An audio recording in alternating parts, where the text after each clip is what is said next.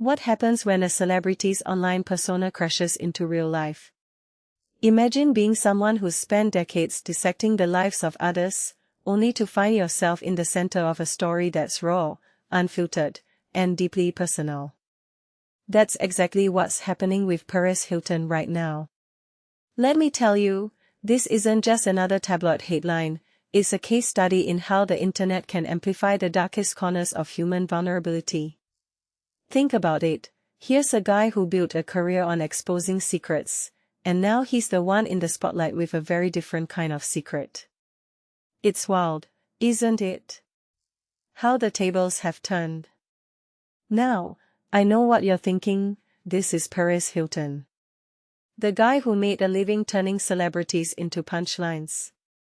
But here's the kicker, his family's recent statements reveal a side of him that's been hidden behind the screen.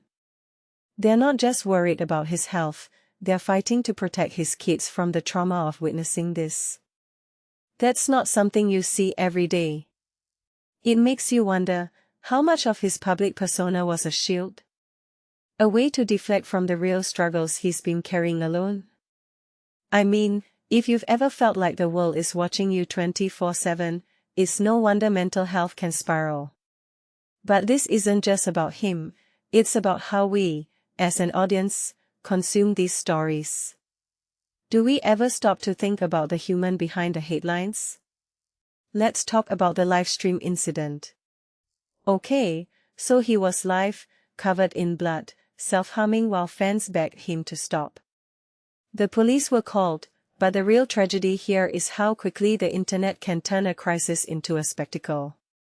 TikTok's delay in removing the video.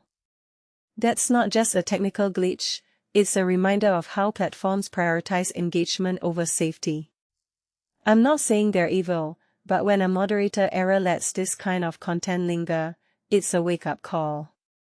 What does that say about our obsession with real-time drama? And honestly, the fact that his account was banned afterward feels like a half measure. Shouldn't the focus be on his recovery, not the platform's reputation? But here's where it gets even more complicated. Earlier this year, Perez was hospitalized for sepsis after a medical mishap that almost killed him. He described it as a spiritual awakening, a moment where he felt God intervene. Now, that's a powerful narrative, but it also raises questions. How does someone who once reveled in tearing down celebrities reconcile that with a newfound faith? It's like watching a phoenix rise from the ashes, but what if the ashes were never meant to be? I mean, he's had a history of apologizing for his past behavior, but does that mean he's truly changed? Or is this another chapter in a long-running redemption arc that we, as viewers, keep funding with our attention? And let's not forget the people who've accused him of being a bully, a stalker, a purveyor of filth. Lady Gaga, Demi Lovato, Mila Kunis, they've all called him out.